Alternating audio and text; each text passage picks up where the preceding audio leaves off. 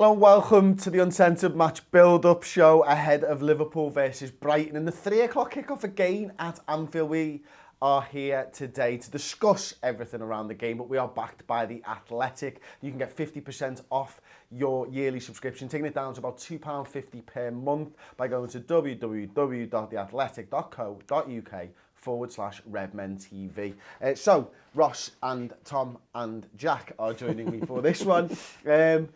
Back to the business of the Premier League. Got to put Napoli behind us, Ross. Yeah, well, I don't want to be arrogant, but I think it should be a lot easier than Napoli. I think, we discussed in the final word how good Napoli were setting up defensively. I expect Liverpool to go out and kind of just carry on from where they left off in the Premier League, to be honest with you. We weren't terrible against Napoli, but I think we can look at other options of attacking threats and use them. Maybe a couple of rotation plays in there as well. Don't think Salah's looked his best. I know we'll come to preferred 11s and later on, but it's a good opportunity to start this run of games, which is obviously a long month and a half probably, playing some of the sides in the bottom half of the table. I think we've actually done really well to be where we are and play some of the bigger sides. Our record against lesser opposition has got a lot better in the past 2 seasons, and I expect Liverpool to carry on. Yeah, I think, Tom, we've had a really good record against Brighton, actually, haven't we? We've won our last 7 games against them. We won both games last season 1-0. Salah opened the scoring and ended the scoring in both of those games. He also opened the scoring in the game prior to that, so he's opened the scoring in the last 3. But can we afford to rotate players in this game? I think so. I think you need to start looking ahead to other games. If there's one thing this Liverpool side does, no matter who's on the pitch, it's creating chances, and you saw that's what happened against Napoli as well. I don't want to dwell too much on that, but I think no matter who we play, we create chances, and no matter who's on the pitch, we have players there, whether that be the attacking line, whether that be the midfield, and then from set pieces, we have the defenders who come up and can score goals. So we will always create chances. Brighton have conceded 19 in the league. I think we can add quite a few to that, to be honest. Anfield's still a fortress, and we are coming off the back of a draw, and it feels a bit weird. We're not. You could say now we're not free flowing, blah blah blah. It's a draw against tough opposition in the Champions League. It happens. At least we didn't have to travel, and we don't have to travel again this weekend. Exactly, and I'm fully backing us to just go right. Take the day off. Back into training, this is what we need to do, lads, and we'll go straight into it, and we'll put a performance out there that is befitting of Anfield, like we do every time we play there in the Premier League. Listen, it was April 2017 when Palace beat us at Anfield. That's the last time we lost at Anfield in the Premier League, wasn't it, Jack? So it was a long time ago. We're now 30 games unbeaten in the Premier League. We've won 25, drawn 5 of those games. If we make it 31 unbeaten, it'll be joint with our best ever record in top flight football, which was May 87 to I think March 88. I'll just check my sheet there. It was. I remembered it all. Oh, look at that. That was a good team, that as well, wasn't it? Fucking great team, that one. And I don't think there'll be a lack of confidence going into this game from us, will there? There just never is with this team. They're just sensational, and you just can't see it ever going away. I don't ever want to see it going away. What's going on at the minute? It's just we're so blessed to have this team, and they're going to be breaking records for a long time. We're going to see a lot of records broken this season, I think, from this Liverpool team, because it's just from start to bottom, it's just superb. And spoke on the final word before about how many options we have to change things if we need to change, and it's just sensational at the minute, and I'm looking forward to seeing Trent in at right back. Anyone else with me on that one? It's fucking hell, that is one of the best players in world football for how much he missed him. Or if you're not going to play him, and we said this, I spoke to you upstairs before about this. If you're going to play Gomez at right back, you don't need that midfield 3 of a Milner. I know Fabinho won't be playing anyway, but you don't need Gini, Hendo, Milner in that midfield. If you're going to play Gomez at right back, play Chamberlain, play Keita. I just don't think you start Gomez at right back. But I don't think it's an issue. I get what you mean in that system, but he's an issue when he's so defensive, and you compare to Nathaniel Klein before, then you've got 3 defensive-minded midfielders in there at the same time. Don't do both. Ross is right. We have built our side around an industrious midfield 3. Because of the fullbacks? Because of the fullbacks. When you're not playing attacking fullbacks, do you need the industrious midfield 3? Now, the issue is, I remember speaking to Jürgen in the summer when we interviewed him, and we were talking about systems and stuff. He said, I'd play 6 systems if I could. I don't have the time to train it. I can teach them one system really well, or 2 systems and he alluded to this, he didn't actually say this, but or I could do 2 systems, but not as well. Yeah. So what's the point? So that's the not the issue with that, because I agree with you completely. But when they're used to having that industrial feel, when everyone's used to seeing the team chemistry and where everyone moves and everything, when you do change one part of that, you're not just changing one player, you're changing every relationship that he has with the other midfielders, with the forward, with the right back, with everything else. Is that not the same as playing Chamberlain on left wing and putting Mane over to the right? I think it probably is, but I feel like it's slightly less important because you don't react with as many players in the left wing position as maybe you do in the midfield, where you've got 2 midfielders, you probably play to the centre back, the forward, the right winger and the right back quite often. If you're playing left wing, you're probably maybe saying the 9 and 8 and the 3, the left back. Yeah. I mean, we're speaking about all this. Trent's coming in. It's fine. Trent is coming back into the team, so like that's for a future game, and I can't wait to see it. Just for his set pieces, for his tenacity up and down that right hand side, and I every time you see him not play there, we saw it last season. Every time he didn't play there, we struggled, and they were the draws. They were the reason we didn't win the league last season. Mainly for me, is because Trent didn't play in them games, because he can't play every single game. He's a kid still, which is mad. He's not superhuman. You've got to give him rest. And really, we did give him a rest, but he came on and he had to affect the game. And I just want to see him in there linking up with Mo Salah, it stifles so many people's games. Mo Salah, Jordan Henderson, whoever's in that right side of midfield role, when Trent Alexander-Arnold isn't there, it just it doesn't dismantle it, but it stilts it so much, and I really, really want to see him marauding up and down that wing, putting in balls, and I want him to not stake a claim, because he's already got the claim to that, but I want him to just go, yeah, I'm still here, lads, don't worry, it's fine. I'm younger than most of you by like a wide margin. I'm still the best right back in the world, and he will do that. Go on. I don't know if he starts this game. Really? Personally, I would do. Trent? But I think... Crack lad? What? Crack lad? I would start him. Why don't you think he's going to start? Because I think if you think about... you just said then he didn't get his full rest last night, which he probably should have done. He got brought in. Everton midweek, Bournemouth away, and now it's all changed because of Salzburg. We have to win that game as well. So when's he going to get his rest in between all those? And then it's Watford, then we're off to Qatar. We can probably rest him at Watford. You can have rest on the 5th of December and the 11th of December. When we I think there's an argument for it that he doesn't do. Make him go to bed early. Yeah, he'll be fine. He's young. Give him a little curfew, 7 p.m. I think no FIFA after 6. I think he does start, because I think we rest Robbo. That's what I think. I think Brighton, Robbo will be rested. Who goes left back then? No. After playing. Fucking hell. So this is what you think will happen, not your preferred 11? No, this is what I think will happen. So I think Robbo will be rested, because obviously he's had all that ankle problems. He played the full 90 at the weekend, the full 90 again last night. You said in the final word that you thought he was struggling. I got that vibe too a bit, and I could see him being rested.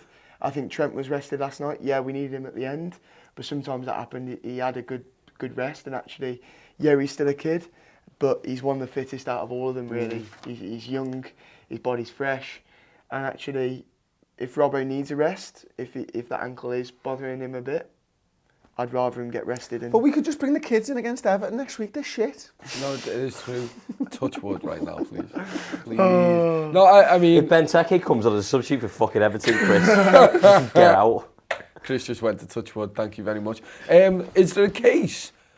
Just a small case. No. Yeah, exactly. I don't think it will happen. But if what you're saying is true and Robbo gets rested, Gomez left back. Oh, no way. Come on, because we saw that he wasn't up to scratch, and this is no disrespect to Joe Gomez. I think he's a tremendous footballer. At right back, I remember from 2015, 16, I think it was, that he's not a great left back. No. That West Ham game where they came to Anfield and beat us 3-0. I think that was his worst performance in a Liverpool. Is that when he got injured as well? Did he get injured at left back? That was when Coutinho got sent off, didn't he? 2 yellows. I'm sure was it? Yeah. No, I only remember it for Gomez's poor performance. I'm not talking about that game. Last time when Gomez got injured and someone fell on his leg. That was Burnley. Was he playing left back that day or something? No, was he centre half? Centre back. Fair enough. I think Robertson plays. That's such a Milner played so much footy yesterday that. But he came off. It also depends on Fabinho as well, because you've got to think about putting Milner back into midfield rotation. Can you afford to be putting him at left That's back it. and I right mean, back? let's talk about the midfield then. I mean, Gini Wijnaldum or Adam Lallana? 6. Or Jordan Henderson. Or James Milner. Adam Lallana, 100%. I think when he Fucking came hell, in, he's having Joe Gomez at left back. I'm just Adam Lallana I in the literally- fucking 6. I literally said Nico case to be Williams at made. right back. Yeah, Start yeah. Brewster up But front what's as going to well. actually happen is Gomez coming in for Lovren. Lovren's left back. Sorted. We'll be fine there. No, that's not. Was correct. that? Lallana plays there because when Sorry, go go to Lovren left back. No, I'm messing. Obviously. But Lallana plays there purely because Defo wasn't messing. when I saw them play there the other week, he knew exactly where to be in that system. It looked the exact same. Yes, he didn't have the speed of pass, and he's not Fabinho, no one is. But in terms of his positioning, he knew where to be. He's obviously been training for it for the whole season. And then when Gini Wijnaldum played there yesterday, yes, he can do that. And I know he was first choice to come on against Napoli, which probably says quite a bit. But I just think I'd rather see Gini in that forward role, in that number 8 role. He does it so well. He gets us up the pitch so well, and he protects the ball so well. And Lallana can do that 6 job for me. I don't think it's too much of a drop-off in terms of the system. Okay, so well, we'll all get a chance to talk through these because I think it's important. Actually, it's actually the biggest, most important part of the game for me. Obviously, anyone who doesn't know, he picked up another yellow card, which means if Fabinho missed this game, whether he makes it through injury or not, we're not certain. Anyway, we just know that he can't play. So you've gone with Adam Lallana, Jordan Henderson, Gini Wijnaldum. Probably or Oxley Chamberlain in the attacking right hand side. Well, which one is it? So it'd be Lallana, Gini, Oxley Chamberlain. That's your midfield 3. Yeah, Okay. What would you do? I'm going 4-2-3-1. Yeah. Wow. changing the formation. Yeah. And I'll probably go Gini, Hendo and Ox up top, and then front 3, get the game done, get the people off that need a rest. Okay. And take it. Like Sounds that. What are you good, doing? I'd agree. Exactly the same Really? as us, yeah. Nice. And it's normally me that says about the 4-2-3-1s. I'm not even going to mention a 4-2-3-1. You've done my work for me. I did want to bring that up before, and it is going to be interesting if Fabinho's out for a while. Do we then just transition back to that and just go? Because Gini played that too so well. You know, Henderson can play that. It covers the flanks. It could be something that we just transition to, and everyone wants to see Oxlade Chamberlain picking the ball up in that half space and turning and linking it up. It could be really fruitful. I mean, I think for me, I think you're right. I think Lallana does start in the 6, to be honest with you, because I think he's just going to go Wijnaldum and Henderson again. It makes sense. And I think that's the most... And it's not what I would do, and I'll come on to what I would do in the preferred 11s, but I do feel like he'll just go path of least resistance. You're going to have a change, probably at left back, maybe at left back. You've got that change at the 6. The big one as well is, I know we got through the game, but what if Virgil van Dijk's got an injury? Yeah. Don't tell me that. Well, it was an elbow But to seriously, the ribs. because that changes fucking everything. Because then you're talking now, you might have a back 4 of Robbo, Lovren left side of centre-half, I'd guess. Yeah. Gomez right side of centre-half, I'd guess. Yeah. Trent. Then you might have Lallana in front of them, and in which case, if Van Dijk has got anything and he's not playing the game, Lallana ain't that 6 for me. Yeah. I would take him straight out and I'd throw Gini Wijnaldum in there and go, you're the fucking 6 if we're changing our centre-halves. And I don't know whether Van Dijk's got an injury. We're recording this the day after the Napoli game in the morning. If Van Dijk doesn't play, I want a midfield of Gini, Henderson, Milner. So then, and then Yeah, you keep I think that's a Robertson left shout. back. I mean, I think Van Dijk will get through it. I honestly do. He normally does, doesn't Yeah, he? and it was an elbow to the ribs. It's a sore one. He's probably had worse than that. You know what I mean?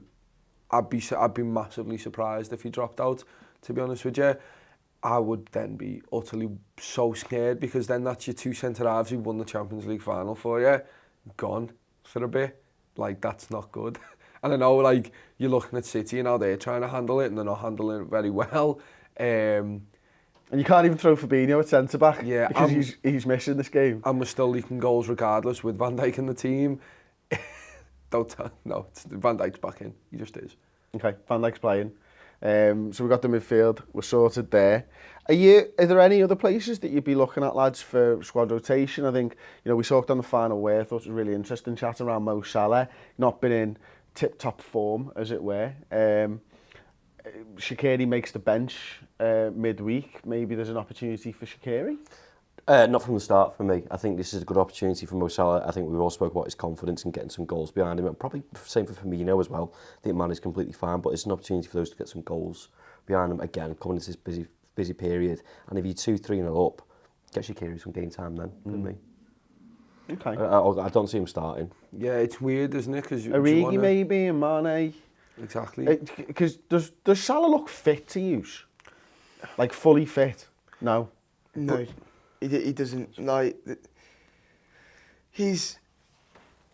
Does he look as fast as he was? No, and I didn't know at first whether it was just me making an excuse for his slump in performances, but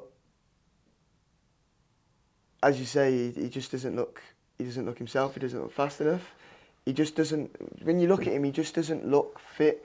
He's moving a bit gingerly. He's not chasing after everything like usual. Like yesterday, there was a moment when it's played back. I think it was Koulibaly, does a really bad back pass to the goalkeeper, and Salah sort of half chases it down, where usually Salah would be on that. He'd put the keeper under pressure. He'd have probably won the ball as well. And yesterday it was almost like a half-assed attempt to go for the ball, and that's just not the Salah we're used to. And I do genuinely think he isn't fully fit, but I think clearly there's a reason why he's playing through the injury, and I think if he plays through it, then maybe it's coming and maybe he's getting through it. Maybe he's on the right side of that injury now. I feel sorry for him, to be honest with you. I think he was playing, he was getting fluid drains from his leg and stuff like that. But I think like Napoli was just really good, and I think Crystal Palace did the same thing of just taking him out of the game. If he can't get runs in behind, I think he's almost too predictable. Is part of his problem of cutting inside and like Liverpool put 2-3 bodies in the way. Then he doesn't have many options. I think some of his decision making's been off the boil, which might to do with confidence of he's taking snapshots like he did against last night at 25-30 yards out, or his decision making in the sense he could pass it to people, or decision making he could have gone down for a penalty. I think he still causes problems, and still is something for the opposition to think about. Because Brighton won't be thinking, oh, Salah's off the ball, well, we can leave him alone. Because you can't do that. So he still brings something to the side, even if he's getting cut out. Yeah, I mean, it depends if you want to play him into form or you want to rest him and then let him come in and be fully firing. But we saw before the game against Napoli, Chris, he looked on it. Some of the finishes, was it like 9 and 9 shots? Yeah, well, it was 5 and 6 from when I stopped counting, to be honest with you. And then you're watching it, and they're all tidy finishes. They're all really well worked. So he's still got his shooting boots on. He's still got the technique there. I think you're right. When teams crowd him out, that must be so hard for anyone on the top of the game. So if you've got a bit of a sore ankle, and you know that if you get one knock to it, and players will probably be going in just giving it a little tap while he's there, because that's what you do. You do. The dark arts again. So I think if he's not fully firing and he's coming up against 3 defenders as usual, obviously he's going to get snuffed out the game. I think that's why you're looking at it and saying he's in poor form. He's still creating space for people, and I don't think Brighton are going to play in the same way Napoli are going to played, because they don't have that drilled into them. So I think you'll get Firmino into the game a bit more. Mane will want to turn and have the ball at his feet, because that's something that they just didn't do that many times. They didn't get the ball and turn. And you saw as soon as Mane did that, like he does in every single game, he runs at them, he causes problems. I think if Salah gets the ball to feet, is given a bit of space to turn and run at people, we'll see him back to his best again. I think confidence is a massive thing for Mo Salah. I think we've seen it in the past where I can't remember whether it was last season or the start of this season where he had a bit of a period without goals then as well, and he came at himself to the media, and you could see he was quite annoyed. And when he got his first goal, the media interviewed him, and the first question was like, how happy were you to score? And you could see he was quite taken aback by it, and he admitted that he was... We were throwing him in the 9 last season when he was struggling. Exactly. Just to get him his goals and his confidence up, weren't we? And I wonder if, for him, the longer he goes without a goal, the longer he goes without being himself in games, the more he's marked out of games, whether he really beats himself up about it and whether that has a negative effect on him. And for me, that's quite worrying, because as a player, you don't want that, and as a fan, we don't want players to be like that, where they're getting down over their performances. We want Salah to come out firing. We want him to come out firing and be better. And actually, I think that maybe this isn't a bad thing, because maybe when he scores, we see Salah back at his best, and it's scary to think that at the minute we're this bloody good without Mo Salah playing at his best football, nowhere near his best. And actually, when he is at his best, I'm scared for other teams, because it's going to be pornographic content. I think people, and maybe even Mo Salah, looking at what Sadio Mane's doing as well, and the fact that he's sometimes not been at his best, but he's that unpredictable and unorthodox. When he gets the ball and stands still, he can cut inside, he can go to the byline, he can go past plays, he's got Robbo on the overlap, and maybe it's hindrance to Mo Salah yesterday again, of not having Trent on the overlap and having Joe Gomez there. Did that hinder his performance again last night, not having that option, and just running at bodies? So he likes the ball quite close to his feet, control, can like go around people, but he's got two people in front of him. I don't think he doesn't have any options in his head of what else to do. But I think Sadio Mane can do a couple of step overs and just send someone either on their arse or on the floor. I know he did to cool the ball at one point, but I don't think he brings anything else to that table if he doesn't have the support behind him. Yeah, I know, that's interesting. Okay, so we'll go to a little ad break now. This is a clip from our Reds News Roundup, available on the redmentv.com. Liverpool can now, I think, justifiably, if any player becomes available, go, you know what, we are justifiably in this mix, and they should be sniffing around, like say, Mbappe, it might be nonsense, it might be absolute nothing, and it is the ultimate aim, because why wouldn't anyone want Mbappe? But it's worth noting, like, it isn't as stupid as this would sound 10 years ago. We're potentially the best young player on the planet, and you could justifiably see him coming to your club. That would never have happened. No, we're back at the big boys table, and I think we have been for several years now. I think since we started buying the likes of Van Dijk, Alisson, Fabinho, I'm just going, actually, we spend big now rather than padding out the team, which I don't think we need to do anymore. I said before, I think it's in Mbappe's court of what he wants to do. He's got a choice of those 6-7 teams that you just mentioned. What challenge does he want? You know, is he looking at Liverpool thinking, oh, it's a really good project I want to go to? The manager, he's played last season there. The atmosphere is really good. Am I going to get in the first team? Do I want to push people in the first team? He's going to take the likes of Firmino, Mane and Salah to another level, because then they don't really have anyone to compete with at the minute. In my eyes, I think they know they're playing every game, the likes of Divock Origi and stuff.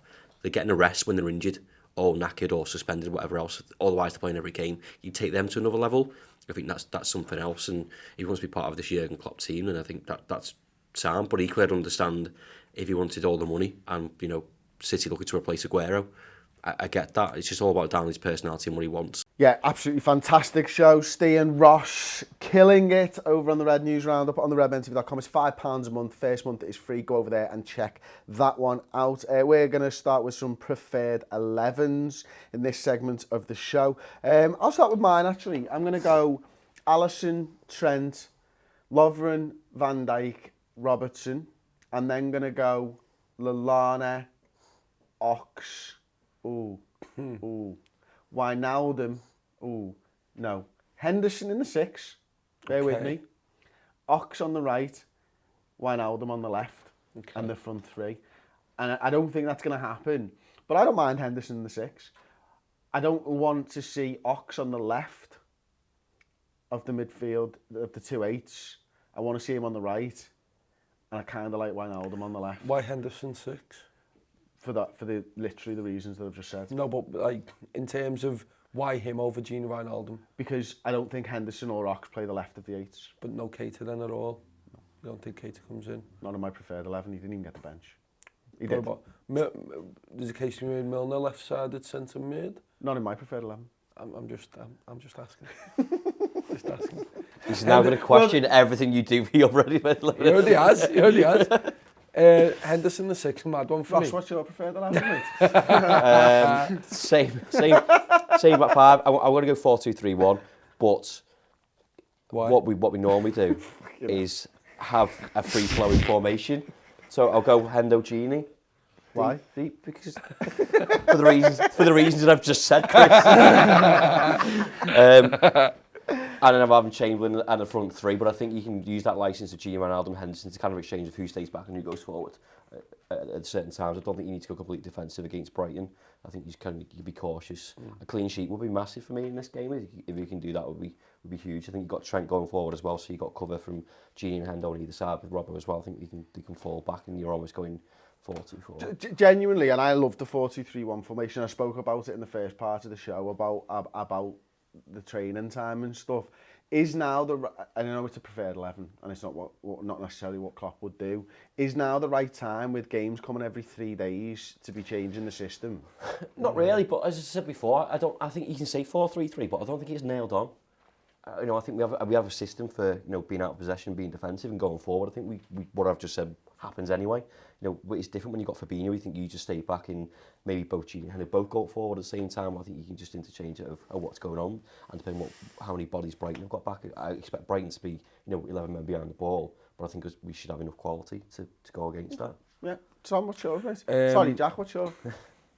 No, go on. I'd rather. I'm only kidding. Go on. I'd like to see the 4-2-3-1. And Why? Because it's an interesting formation and it Why is could it work. interesting? Because there's the case then to be made that you put Salah in the 9. Why? But why would Because then you get him goals like we And did you last just put a what? season. I've got the answers, it's fine. And then you put Salah on the right and you put Origi on the I left. thought you were just playing Salah in the 9. Sorry, Mane on the right. and then Origi on the left. the answer to that, please. Yeah, fucking right. Or Salah all Definitely get a day. goal then. So what's your front three? No, I'm just talking about 4-2-3-1. What I want to play is exactly what you've said, apart from instead of the midfield being Henderson in the 6, which I don't think is going to happen. Lallana, I actually do want to see him there because I think he is good there. Gini and then Oxlade-Chamberlain, purely because I think Oxlade-Chamberlain deserves a start. I think he really, I love seeing him attacking there, and if we're going for attacking play, I think you can push people up and you just go, right, full-backs go up, we'll just have a triangle 3 of Van Dijk, Lovren and Lallana. No, Lallana's not Fabinho, but he can do a job there, and you just say to everyone else, go up. Gini, you kind of tuck in and be all right defensively there. I think that's well good enough to beat Brighton, but I mean, obviously I think you're going to go 4-2-3-1 maybe. I think that's a really interesting choice as well. Yeah. I'm going to start with Naby in goal. Lovren left back, Kyriakos and Sebastian Coates centre backs, and John Flanagan right back now. Why? Good players, aren't they? Yeah, okay. No, I'm going to go same back 5 as everyone's picked, and then I'm going to pick the midfield of Henderson and Wijnaldum in a 2. Yeah. And then Oxlade-Chamberlain in the middle. Exactly the same as Ross said, basically. But I just feel the need to say it again. Content, Jack. Well done. You win. So, but then realistically as well, I think that opens it up. You can play the 4-3-3 with that. You can play the 4-2-3-1. Change it in game. I think Henderson can be in the 6. Wijnaldum can be in the 6. But as I say, I think Ox needs to play. And I think when you cater into that team, that starting 11, the 4-2-3-1 suits it better. Mm-hmm. And I think in a game like with an opposition like Brighton, we can absolutely destroy them with a 4-2-3-1. I think it gives questions to the opposition at Brighton as well. I quite like their centre backs. It's Shane Duffy and Lewis Dunk, isn't it? Yeah. Like they're like the bit like Lovren in the sense of like just throw themselves at anything. But if you're using full backs and you want to get crosses, a bit like last night, I've like to delete that up for the meat and drink. But you've got Chamberlain on top of that as well, and maybe another midfield running forwards. I think it keeps them guessing at what you're actually going to do and positionally where do they need to be. A 4-2-3-1. I mean, the one thing about the 4-2-3-1 for me is I'm not sure how you get the overload on the wings with it, if I'm honest. Because what you're saying, I think I'm right in saying, is you're exchanging Fabinho for 2 more defensive-minded players. So Henderson's responsibility isn't running into that space in the right corner that opens up space for Trent and Mo Salah.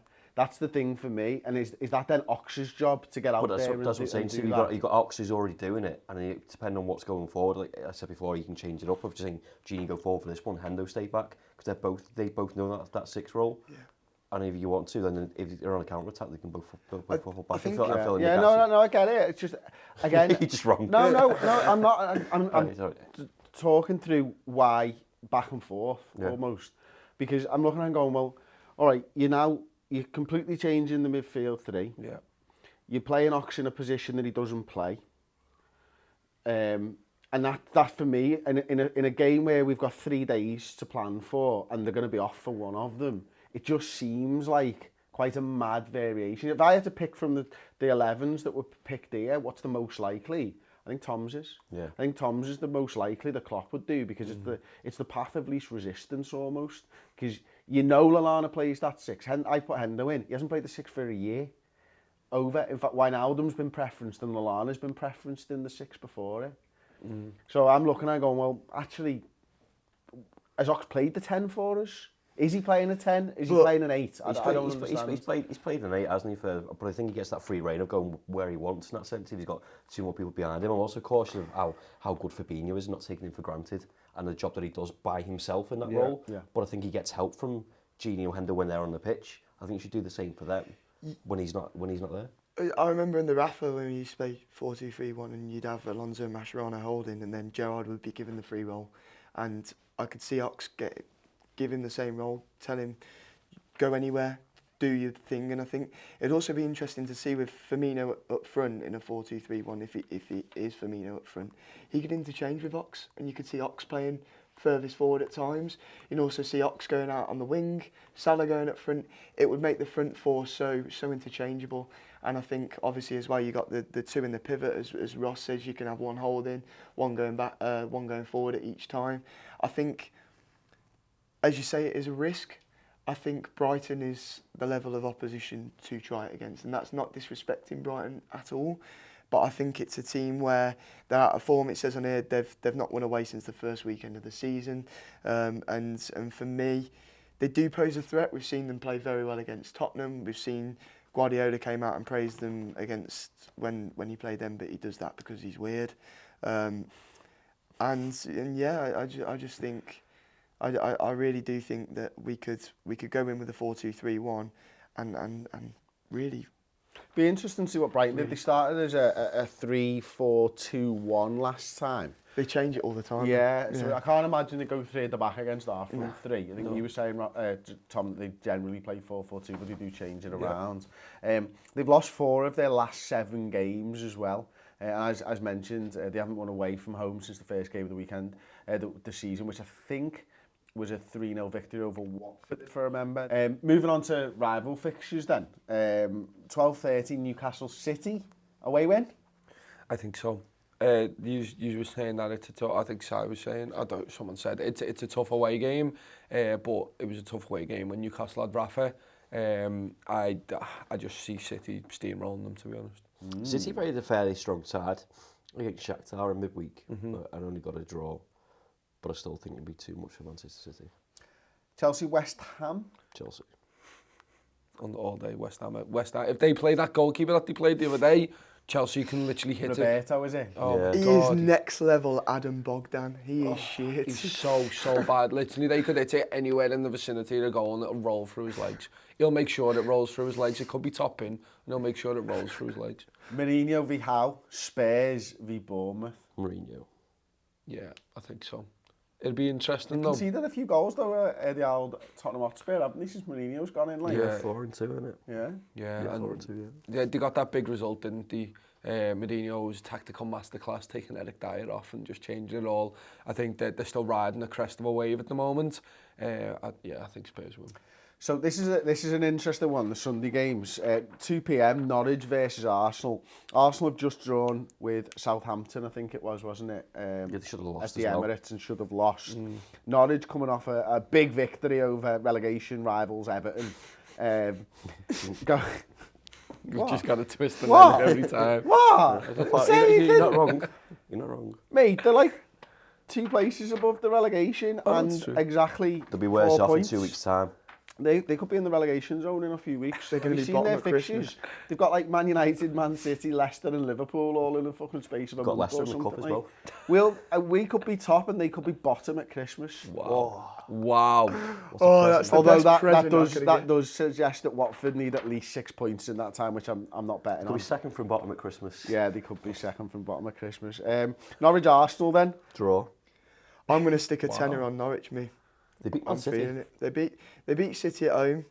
They've got Pookie as a right player, and Arsenal are just poor. And you can never predict Arsenal because you don't know which Arsenal's going to turn up. And I don't even know. I Or don't if even he know. turn That. up. Yeah. I'm not even sure Emery will be the manager by the time the game kicks off. That'd be mad. Ooh. I think he will, but I think after the game, that's when he's gone. I'd also put a tenner on Arsenal to win that. I think On Arsenal Arsenal? win. I don't think Norwich are very good. No. To be honest. No, they've had too many injuries. Leicester Everton, The commentator, is that a question? mate. Should we just move on to the next one? Okay, Man United versus Villa. 2 historically big sides going head to head.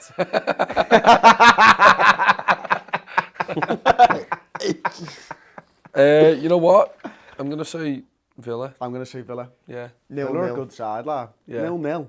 I'm going to say a draw because United are playing Europa League and they've basically just sent kids out. So they could be well rested. Fair enough. Well, they know that they need to garner points in the Premier League. It is the bread and butter, as they used to say to us when we were winning trophies in European competition and they weren't. But it is what it is. So score predictions for the game against Brighton. I'll start. 2-1 Liverpool. 3-0. Go ahead. 4-0. Go ahead. 5-0.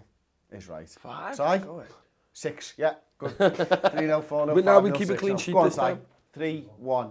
We keep a clean sheet this time. Okay. I think that's got to be first and foremost the thing that we do. We know Anfield's a fortress. We know we score goals there. We know we create chances.